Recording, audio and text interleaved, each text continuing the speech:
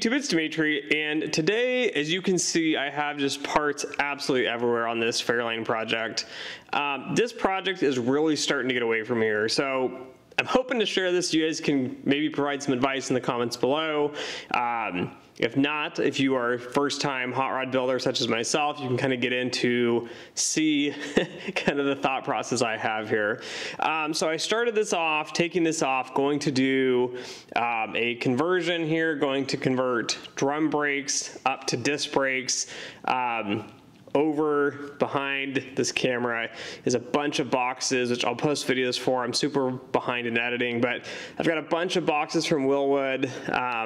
Not sponsored or anything, but I bought a bunch of these brakes, full conversion kit, new master cylinder, you know, with the tandem cylinder and all that nice stuff. And I get into here and I'm starting to realize I'm already in here. I might as well start swapping out some of these other parts here. So, you know, I've got like a tie rod tube, and I've got, you know, like the inner tie rods, the outer tie rods, the new ball joints. Like, I might as well just swap out the lower control arm, because when I'm starting to look at this stuff, it is rusted, it is greasy, the rubber pieces are all cracked and split. Like, we're not in a good spot here. Like, this all needs to get swapped out anyway. So I started tearing into this, and so I've got a bunch of parts on the floor here, and of course I get out the ball joint, the lower control arm. I'm buying some new upper control arms from Mike Meyer. They only build them as ordered, so I've got to wait for those to get built, so I'm kind of waiting on that. But in the meantime, I'm starting to dig into here, and I thought I'll just replace everything but this upper control arm, and then I'll put it all back together. And I'll have this really good plan like I've seen other guys suggest online, which is, you know, you do one project on the weekend. So you do the brakes this weekend, and then next weekend you want to do, you know, some steering or whatnot. Then you work on that the next weekend, and you put it all back together, and you can drive the car here. Well, to me, that just doesn't make any sense for a few reasons here. One, that would be fine if I bought a car or was gifted a car. So this is my dad's high school Fairlane. If I had a car and it was kind of in operating condition and I really just wanted to drive it and just really wanted to enjoy it, and it was cool as is. That's not what I feel about this car. So this car was my dad's high school car. My grandfather worked on it. My uncle worked on it. It has more sentimental value to me, and I want this car to be in pristine condition here. And I don't mean like showroom condition.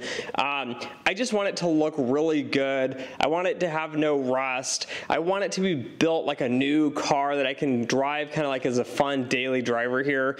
And I think if you're wanting to do, you know, okay, I'm just gonna drive it around and have fun, and I don't really care about all the little tiny details or issues or rust, and you're not super concerned with it, I think doing the weekend fix up is a great idea.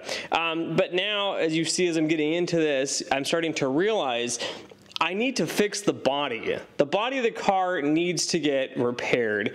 And I've showed you guys in a previous video, which I don't know if I have any clips here or not, but there's a hole in the floor on the passenger side that's rusted out. Well, that needs to get cut and a new pan needs to get put in. Well, I also need to do the whole bottom of the car. I want to clean it down to the bare metal. I want to spray it with some sort of undercoating here.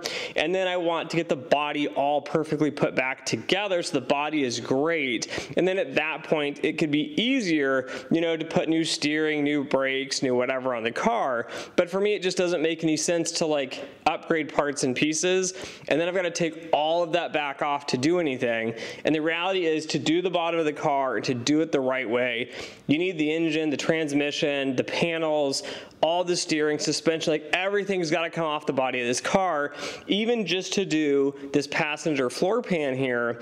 And again, I don't know how bad it's going to look when I get in there. Is it just going to be a small patch? Is it going to be a couple patches, maybe the driver's side? I don't really know. And so to do all that the right way and to really be able to look at it, I need the inside of the car gutted, I need the outside of the car gutted, and I really just need this down to the unibody.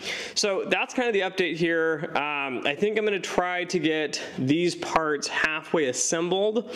Not necessarily back on the car. I'm just trying to match like the tie rod lengths because they're adjustable, and make sure that, you know, it's as close to as it was before I go to put it all back together. Then I don't have to mess with the adjustments quite as much here.